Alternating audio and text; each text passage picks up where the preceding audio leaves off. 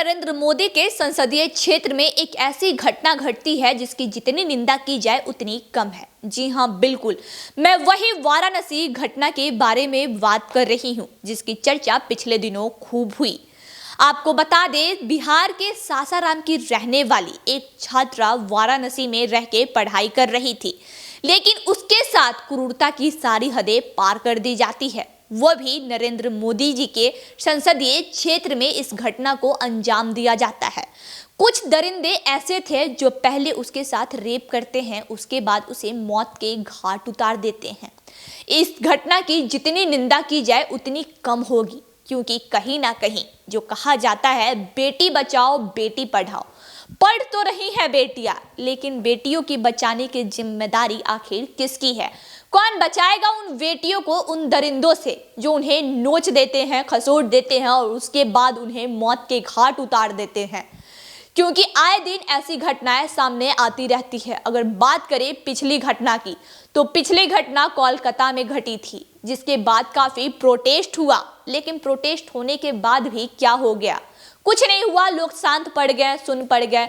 बेचारी इस दुनिया से चली गई, उसके माता पिता बिलखते रह गए, लेकिन उस पर कोई कार्रवाई नहीं हुई। अब बात करें हम बिहार के सासाराम की बेटी के बारे में, जिसके साथ जहां से हमारे प्रधानमंत्री नरेंद्र मोदी सांसद हैं, यानी कि वाराणसी उनका संसदीय क्षेत्र है। तो बिहार की सासाराम की जो बिटिया है, वो वाराणसी में रह के पढ़ाई करती थी, लेकिन कुछ दरिंदों ने उसे नोचा, खसोटा, उसके साथ अभद्रता की सारी हदें पार कर दी, क्रूरता की सारी हदें पार कर दी। लेकिन उसको तब भी उससे मन नहीं भरा, तो उसे मौत के घाट उतार दिया गया। स्लोगन तो हर एक जगह छपे हुए रहते हैं, हर एक लोग उस स्लोगन को पढ़ लेता है कि बेटी बचाओ बेटी पढ़ाओ। बेटी को तो हम पढ़ा देंगे साहब, लेकिन बेटी को बचाने की जिम्मेदारी आखिर कौन? क्या बेटियां चार दीवारियों के अंदर बैठ के पढ़ पाएंगी? क्या सारी उनकी शिक्षा यहाँ से चार दीवारियों के अंदर से प्राप्त हो जाएगी? नहीं। शिक्षा प्राप्त करने के लिए उन्हें अपने घरों से तो बाहर निकलना पड़ेगा, लेकिन जब घर से बाहर वो निकलेंगी तो उनकी सेफ्टी की जिम्मेदारी कौन लेगा? कौन उनके सेफ्टी की जिम्मेदारी लेगा? अगर उनके साथ कोई घटना घट जाती है तो आखिर जिम्मेदार कौन होगा? इस बात पे कोई नहीं सोचता और इस बात पे चर्चा भी नहीं होती है। लेकिन आपको बता दें, बिहार के नेता है, पूर्णिया से सांसद है पप्पू यादव, जो आज पहुंचते हैं सासाराम, पीड़िता के परिवार से मिलते हैं, उनको सहानुभूति देते हैं कि इस पे कार्रवाई की जाएगी, दोषियों को सजा मिलेगी। लेकिन दोषियों को सजा मिलके भी क्या हो जाएगी? अब तो बेचारी इस दुनिया में भी नहीं रही।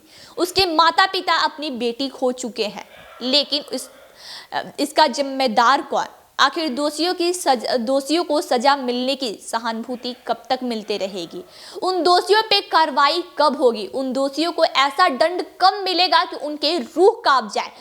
ऐसा दंड उन्हें कब मिलेगा कि किसी भी लड़की पर नजर उठाने से पहले उन्हें 100 बार सोचना पड़े? किसी की लड़की के साथ रेप करने से पहले, जबरदस्ती करने से पहले, उनकी हत्या करने से पहले उनका रूह कांप जाए कि अगर हम प्रशासन के हत्थे चढ़ेंगे तो हमारे साथ क्या होगा, हमारा हश्र क्या होगा?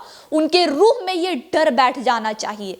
लेकिन ये कब होगा? आखिर कब वो बेटियां अपनी जान गंवाती रहेंगी, जो बस एक सपना संयोजे हुए अपने घर से दूर पढ़ाई करने जाती हैं, ये सोच के कि पढ़ लिख के कुछ बनेंगे, अपने माँ बाप का नाम रोशन करेंगे, लेकिन कहीं ना कहीं वो उन दरिंदों के हत्थे चढ़ जाती हैं और अपने जान से हाथ धो देती हैं।